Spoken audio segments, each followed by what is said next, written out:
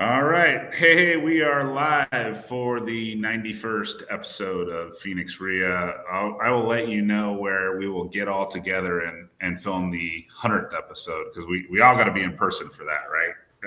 That would be But fun. Absolutely.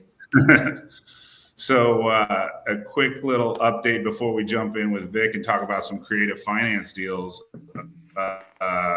Our inventory just keeps creeping up. We're at 22,569.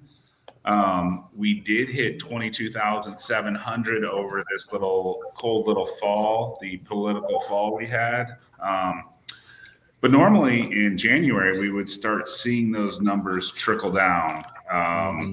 Obviously, there's obviously an influx of inventory after the new year with people getting ready to start a new year and adding inventory to the market. But typically, second, third week of January, you're starting to see a lot of buyers coming into the market, and then the inventory reverse direction.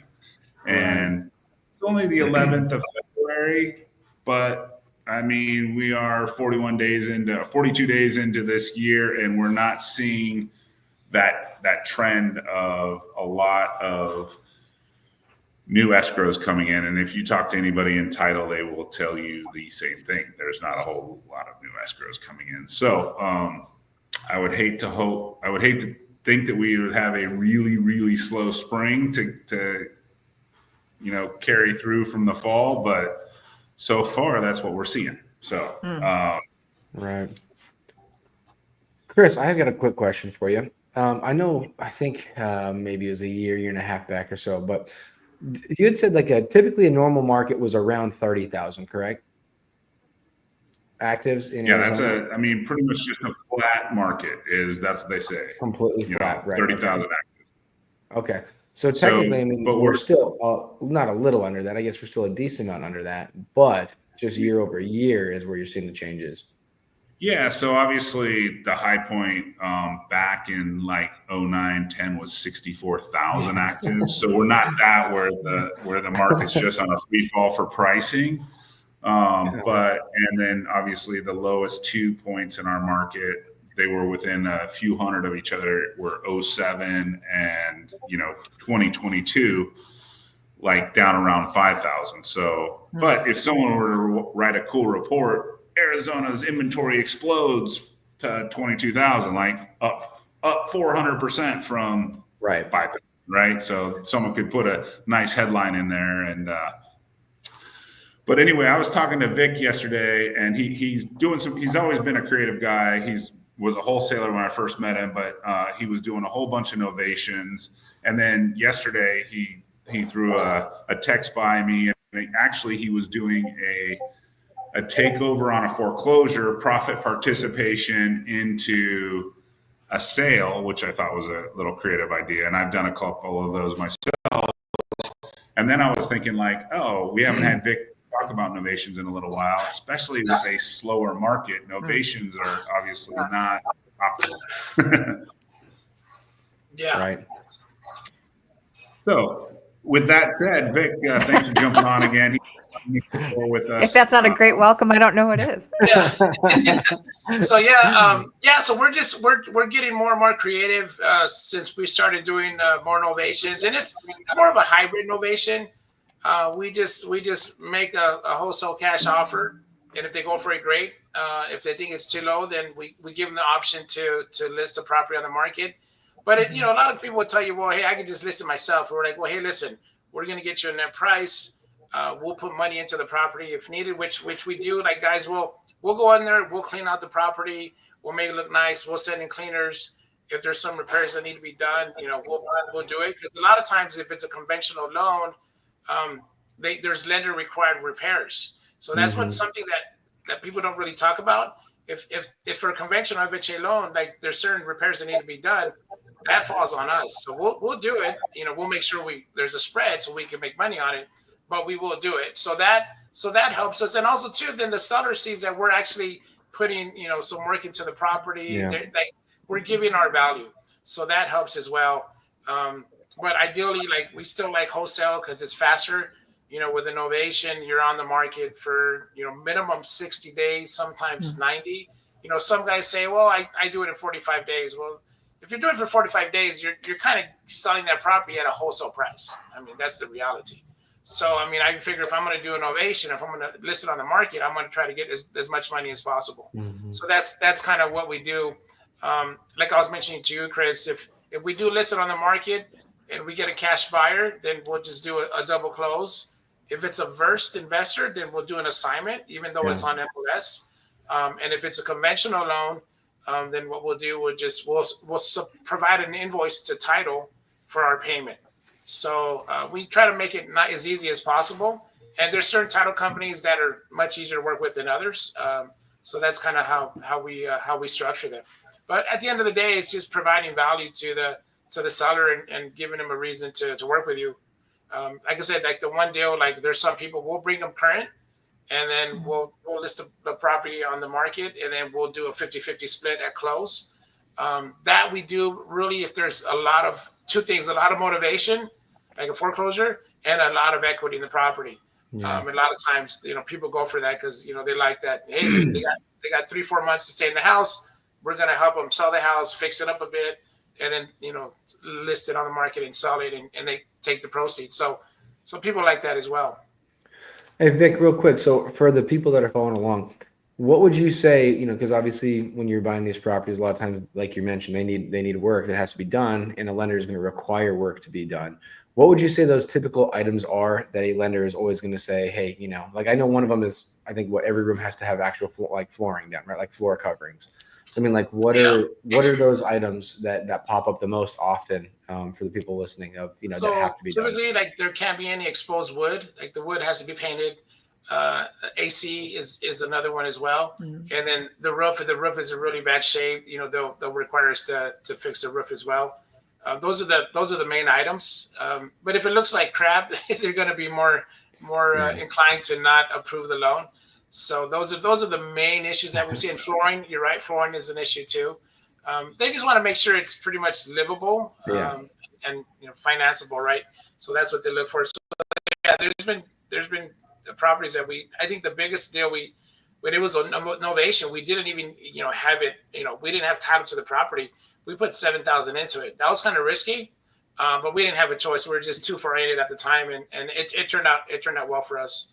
But yeah, we do put money into these properties because it's getting more competitive too. Everyone's trying to do novations now. Yeah. Vic, on that note, for most of the members that attend Phoenix Re are pretty advanced. For those that are watching that perhaps haven't heard of a novation, or maybe they have, but they don't quite understand the underlying structure, can you spell out what the process of that looks like and maybe the difference between that and just wholesaling it or assigning it? Well, a novation legally, and I think Chris can speak on this. Legally, that's like you're replacing your contract with another contract, so you're novating that deal. So when you go to list it on the market, there's a new contract that supersedes your contract. So that's typically what a novation is. But what we do, for us, it's we get an attorney in fact to list it on the market. So we'll list it on the market, and then on the market we'll try to find either a cash buyer or a conventional buyer. And at that point, then it kind of supersedes our contract. So we try to make it. There's actually novation agreements that people use. We don't use a novation agreement. All we do is we just get the attorney in fact listed. If we find a conventional buyer, FHA buyer, we'll just then provide an invoice to the title company for our fee. Yeah, that's pretty much it. So yeah, I mean that's the quick and easy. We try to simplify it. We don't want to make it too complicated because then it makes it more confusing for the seller too. Because the seller is like, oh, I don't know if I want to do this. They're just the more doubts they have, the harder it is to get the deal. Right. I think a lot of times the more information you give them, the more confused that they can get. So like you said, the easier you can just keep it and just say, this is A, this is B, this is C, and we'll get it taken care of. I always tell my guys, keep it vague. Like the more details you give, the more you're going to screw yourself. Like, we keep it vague. And it's not that we're doing nothing wrong, but if you give too many details, then they start to question every little thing. Yeah. And that kills the deal. And they're not going to remember all of that anyway. It doesn't, like when I was doing a ton of short sales, I mean, you try to help and give people resources and over explain, and it just confuses it more than anything. Yeah, exactly. 100%. Now, Vic, are you still? So I haven't done innovation in a while. Are they requiring to do like the what is it? The power of attorney, basically, uh, for the decision making Some states do, Okay, uh, but some states don't. But also too, some title companies are stricter than others as well. right, where they might So ask for that. yeah, so I've had some title companies ask for it. Um, when and if I normally don't want to ask someone for a power of attorney because then Yeah, sellers want to try to back out. So then yeah, at that point, I'll just find a different title company. yeah. So, Because but and the now we got reason, title companies that are easy to work with. heck yeah. Because the reason being that's typically needed, or if a title company wants that, it's going to be in the decision making process for the sale, right? For the secondary leg of the sale. Correct. Okay. Exactly. The problem is like then you got to ask for a power of attorney, and Yeah. sellers are afraid to sign that. I mean, unless you Yeah, get it the makes report, sense. it's going to be really tough to get that done. Yeah, Right. for sure, for sure. Yeah. And nobody likes to feel like they're signing over their rights, especially when they don't fully understand. So I Correct. understand that. Correct. And the biggest thing with novations is if you're not clear and transparent on what you're doing, then that's when you run into issues. Because Mhm. when we first started, like when you weren't 100% clear on exactly that you're going to list it, etc., that's what Yeah, you lose the deal, right? So as long as you're super transparent, people are okay with it. But then you also you have to provide value. Like, yeah, hey, listen, you're going to get a net price. We're going to handle everything. We're going to clean up the house. yep. If there's any lender required repairs, we'll take care of that on our end. Like you got to walk through that so they can see that the value is there, that you're really providing value to them. That's a huge factor. Oh, Right. no question. I think one of the things that you have to be the most upfront with as well is setting a realistic timeline of when the house could close, because Mm. I know there was some people, because obviously I'm on the sales side too. So I'll talk to some people that had mentioned, hey, I had somebody who had asked me about innovation. But the thing is that, if you're saying, yeah, I think I'll be able to get this thing, closed in 30 days, that's not, like you said, that's not realistic at all. And so Yeah. if you're coming out, right out the gate to the seller and saying, let's get you your money in 30 days, and that's not realistic. You're setting yourself up for a failure right off the bat. So, I mean, I like that. I mean, what do you typically say? Do you tell your sellers, we're going to shoot for 60 days or 90 days right now, or what's kind of, Yeah, we shoot for 60 days, but we tell them that, hey, it depends on the market. If the Yep. market's soft, it might take longer. But we also say, but if we can get it closed within 30 days, then we'll do that. Right. It just depends on the market. But too, like what we try to do, if we can wholesale it, we'll try to go that route. It's quick and easy. Yeah. Because if the property needs a lot of work, you're probably better off just wholesaling it. Because it's going to be, I mean, you're going to find a cash buyer in MLS, but if that's the case, why not just wholesale it quick, send it to someone like Chris to Dispo, Yeah. that's kind of the easy thing to do. When you've got 17 million people on your list, it helps. Exactly. When you have planet Earth waiting to buy properties from you. Right. Yeah. Exactly. Not a bad gig. Yeah. Normally when we're doing a novation, it's because the seller's asking more than what we're willing to pay. That's kind of what it comes down to. Yeah. And with us, we kind of know already, like there's a good chance, like guys that you talk to in the industry, I think everyone's running like, 50% of your deals, you're having to get a reduction anyways. So we tell them, hey, listen, if the offers come in lower than usual, or, if the property needs a lot of repairs, this is going to be the net price, but, it might change depending on the offers that we got coming in. So that way you kind of set it up and you're not setting it up to fail, because at least they know that you're being honest and that this is what may happen. Yep. So that helps as well. Well, we don't do very many innovations, but I every time I talk about them, I'm like, man, I feel like we should do more of them. One of the things that I love about the fact with novations, and when and you can kind of use this as a selling point with the seller, is that it's so nice to be able to say, listen, you are going on the MLS. You're getting in front of as many people as humanly possible. And so if it doesn't move on the MLS, there's nowhere else to go. Like, what I mean? This is the ultimate set of eyes that you can put on this property. And so I remember the ones that we did do, it's like, this is your buyer pool. I mean, there's no one else that's going to take this if it's not selling on the MLS. And I think that kind of gave people a little bit of ease of knowing yeah, you're right. This is in front of everybody now. Yeah. The one thing is with novation is you just got to make sure you have a lot of rapport and you're talking to the seller on a weekly basis, because it's listed. if there's not a lot of interaction with the seller, then they're gonna be like, you know what, I'll just do this myself. Let's just cancel. So there has to be a lot of rapport, a lot of communication on a weekly basis. But yeah, novations are great. I think the best novation we've ever done, we made $83,000 on it. It was actually with Bridget, with Chris's daughter, Bridget. Nice. She was our agent on it. So yeah, it was a nice deal. That's awesome. Yeah. And it's probably easier to have that conversation when they know it's in the MLS versus just trying to wholesale it and Right. having the conversation after the fact to retrade. I'm sure that that, depending on the wholesaler and how transparent they were from the get-go, is a lot more nuanced than the seller being aware that it's on the MLS and what the bites have been or haven't been. And the good thing is too, we have our agent talk to them. So then, they say, okay, it's the company involved, their agents involved too. So I get our agent involved as well. I know some people do the free listing service. We don't, because our agents really help us sell the deal. They just really help. It makes a big difference. Oh yeah. So they really help to kind of move the process along, get it to the field goal.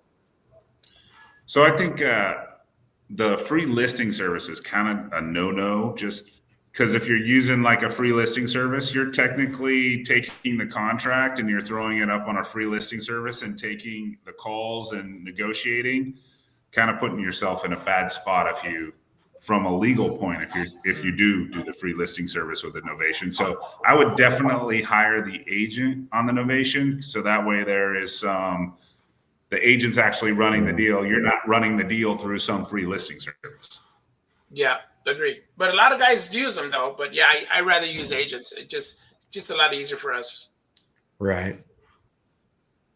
And from a legal perspective, you're right, Chris, 100%. So are you showing up to? Yeah, I just think if you're running. Good. No, please go ahead. No, I was just saying, like I said, if you're doing the $500 listing service and you kind of technically are working both sides of the contract, you know what you have the contract with the seller, you're negotiating, you're playing both sides. I mean, that would be kind of double agency but it would definitely be kind of a gray area, I think. Yeah, I agree, 100%.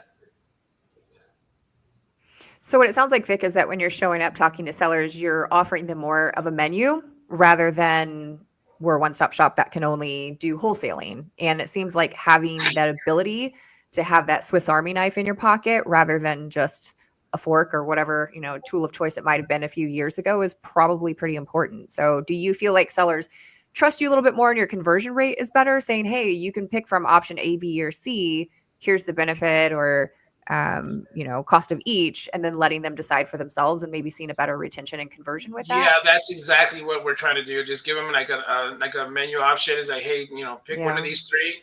We could do 81. And also too, by doing that, they're like, wow, these guys can do this, or this. They must be pretty versed. It gives us credibility, right?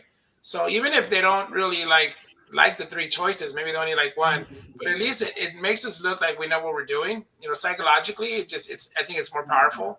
So yeah, it makes a huge difference for us. So, we've noticed when we started offering people like, hey, we could do cash, or we could, handle the sale for you on the MLS with our in-house agent, or we could do a JV on the property. Like once you start offering those kind of options, they just take you a lot more seriously. Yeah. No question.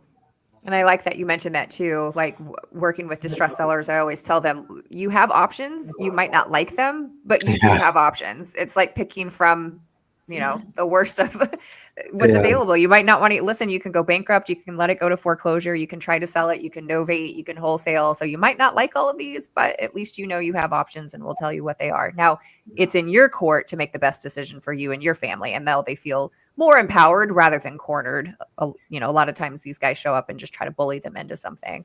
Yeah. And we tell them like, hey, at the end of the day, we want to do what's best for you. If you're looking for more convenience and speed, we can just go with a cash offer.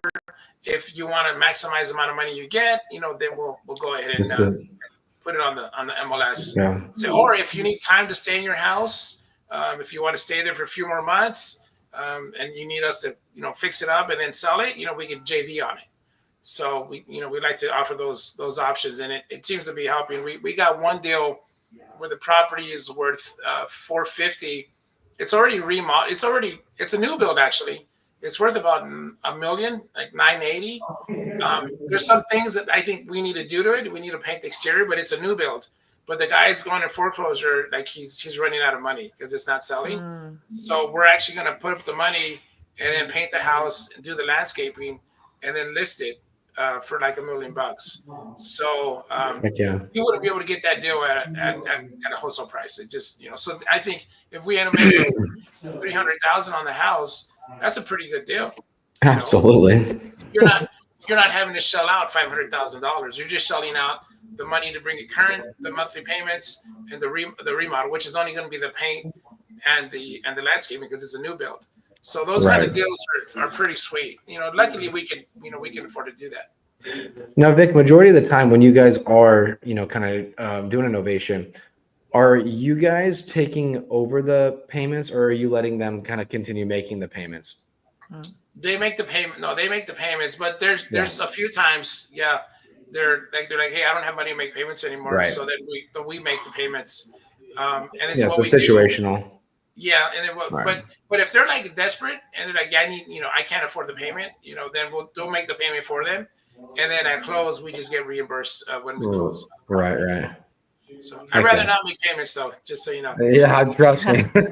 Get you there. I'd rather avoid that. What do you do for security for repairs and payments if you have to go ahead and do that? So we'll do a memorandum of contract. That's pretty much all we do. We'll just memo it. If there's a county or a state where we can't file a memorandum, then we're not gonna do any repairs. We're not gonna put money into the property because it's too risky. Because there's some counties that they don't let you do memorandums. I think there's some counties in California they're not allowed. So we're going to make sure there's a memorandum on it. If not, we're not going to do it. Yeah. It's too much risk. Right. So, but also too, like it just really builds a ton of rapport. Like when they see you're putting money into the property, they're like, most sellers are not going to screw you as soon as they see that you're doing work to it. Like they're just not going to do it. It's something that I recommend everybody do. Right. No, for sure.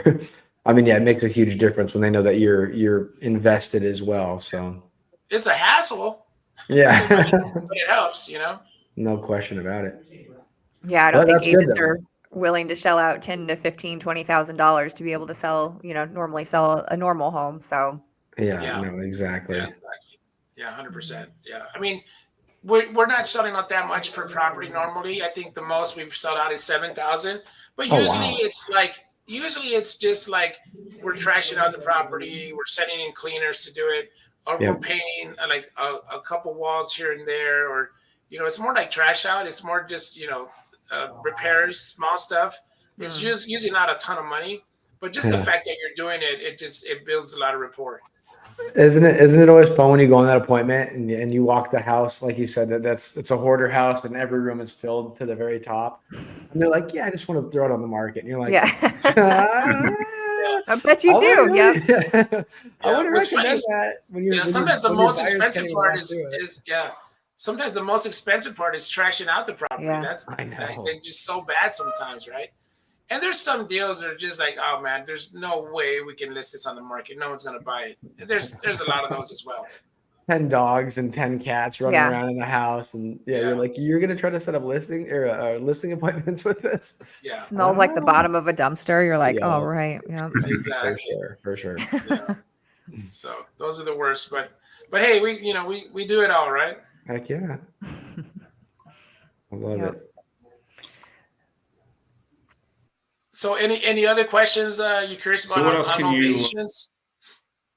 Any pitfalls? Slowing down, or? Well, I think the biggest pitfall to like doing novations is the timeline. I mean, it does take a lot longer. So I think a healthy balance, and I talked to a few guys in the industry, and everyone says you really should do 50-50, because if you're trying to do 100% novation and all your properties, I mean, even if you think you can sell it within 60 days, it's just not going to happen. Not in this market. It's going to be on the market 90 days. So if you're getting all your deals and then every deal is 90 days out, like your cash conversion cycle is going to go to crap. So, it's good to do both. You wholesale some, novate some. I mean, I wish I could novate everything, but when you got, payroll, you got people, you probably got to do like 50-50 just to make sure you're not running into issues with cash flow. And then, Vic, do you typically let the seller kind of at least have some input or say in with the price that you guys end up listing it at, or do you kind of tell them, hey, listen, this is where we're going to be? No, we tell them, hey, this is going to be your net, right? Yeah, right. So normally, as long as they net that, they're fine. There was one case, and actually just 2 weeks ago, where we listed at a price, and they're like, no, that's too low, and she was pretty upset because the price was too low. I go, listen, like, what do you want to net? And she's like, well, I want to net 50,000. Okay, what do you owe? And so I kind of ran through the numbers with her. I'm like, okay, so we're dropping the price because we're not getting any activity, so we have to drop the price. But if you do the math, you're still going to net, the 240 that you're asking for. Yeah, yeah. Like, oh, okay, that's fine. So usually it's a lot of communication. That's what it comes down to. Ultimately, you have to let her know it's coming out of your pocket now. Correct. Yeah. Exactly. So also too, but you got to be careful because sometimes if your acquisition guy says, well, after closing costs and commissions, you're going to net this. Like don't say that because then they think it's coming out of their end. Yeah. Just say, hey, listen, we're going to take care of everything. Your net is going to be this. So a lot of it is how you communicate. Because if you say something the wrong way, they're like, oh, so I'm paying closing costs and commissions. Yeah. So you got to be real careful how you mention that and discuss it. No question about it. Yeah. Yeah. You got to be and at the end of the day, and that's what sellers really care about too, is what am I actually, what is the wire going to show in my bank account, whether the house sells for $1 million or $10,000. All they really, even if they don't understand it yet, like all they actually care about is what does this do for my bottom line? Yeah. Yeah. So I actually got an Excel file, and I got like all my 6 deals. It's always changing. I got 6 deals, and each one it shows like what my purchase price is, what all my closing costs, commissions are, what I got to net to them. So I always know every conversation I have with my agent. I'm like, hey, no, I got it. Minimum is this. So we always know our numbers because if not, you're going to run into issues. Yeah. Mm-hmm. So you got to be good at math or Excel. You know what I mean? Exactly. Yeah. So, but ultimately, it just comes down in providing value. Like that's really it. As long as they know you're providing value and you're helping them sell the property, and that you're there to serve. I think that's the biggest part. Because if you're like offering to do novations, but you're not talking to them, you're not doing much, like they're going to cancel on you. Like you're just going to lose that deal. So that's the key. Providing value is the biggest factor. Versus a wholesale deal was like, hey, I'm going to pay you this, and boom, we're done. Like on novation, you got to really work on building rapport and providing value. Well, yeah, as we have all seen, we've all been in this industry long enough to realize that, if you end up talking to whatever it is, say the number is 20 people, 18 of those 20 people want an unrealistic number for their property. And I mean, I say unrealistic, but I mean, they want closer to retail. So it's like, it's unrealistic for us as wholesalers or us as flippers, because there's not any profit left in it for us for it to make sense. And so, that's why I think exactly like you're saying, that's the most realistic route to be able to get them the best price that they possibly can. Exactly. Mm-hmm. But that being said, like everyone's talking big about novations and whatnot. The reality, I still prefer wholesale. It's just faster and it's just easier. Even like versus, I know a lot of guys like to do flips, but even like a flip, I mean, what's your average profit on a flip?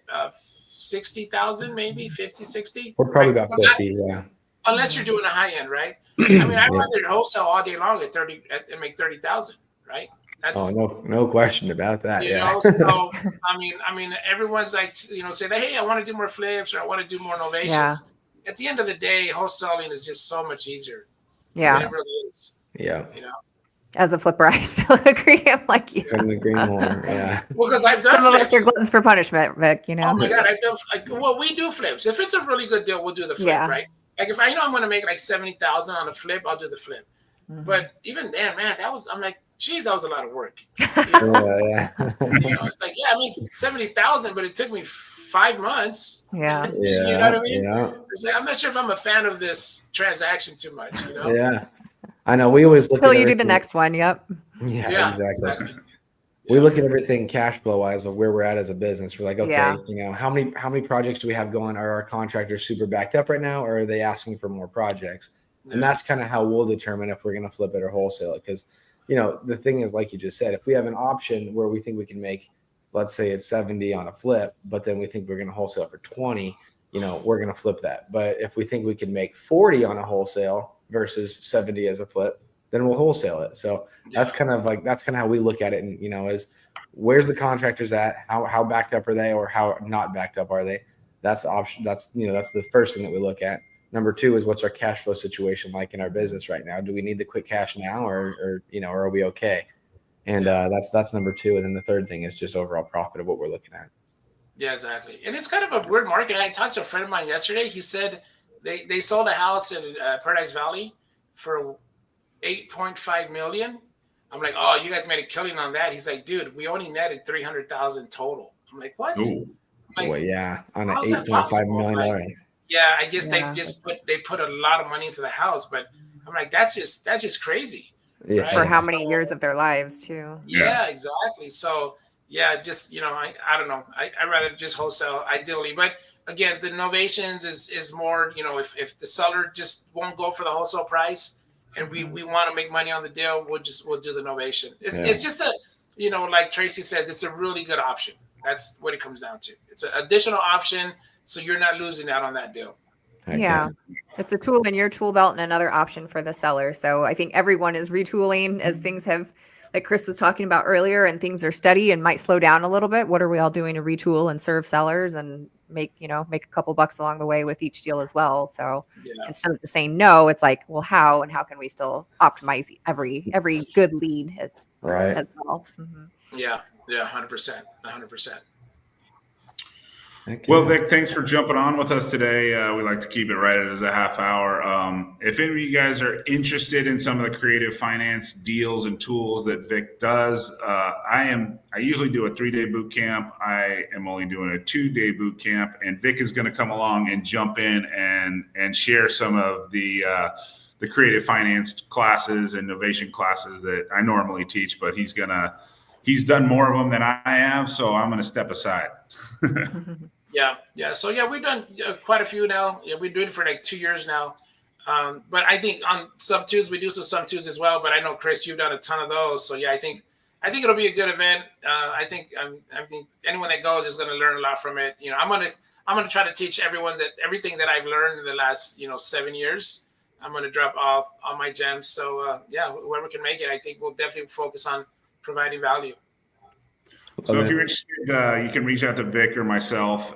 It's only $29. It's cheap. So and then we do have a happy hour. We have a VIP ticket if you want to go to happy hour with us after the first day.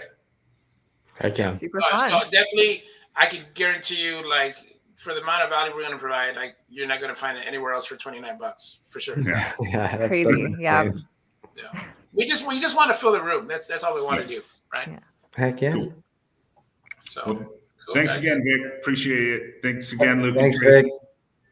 All right. See you guys Thanks, next week. Thanks for joining us. Appreciate it. Next week is Phoenix Heredia. We'll be at Orange Tree Country Club. No red room for us, so we'll be over there. So you'll see the flyers be posted all over everywhere in the next 3 days. Perfect. Heck yeah. All right. Thanks, See you guys. guys. Take care. Bye, guys. Bye bye.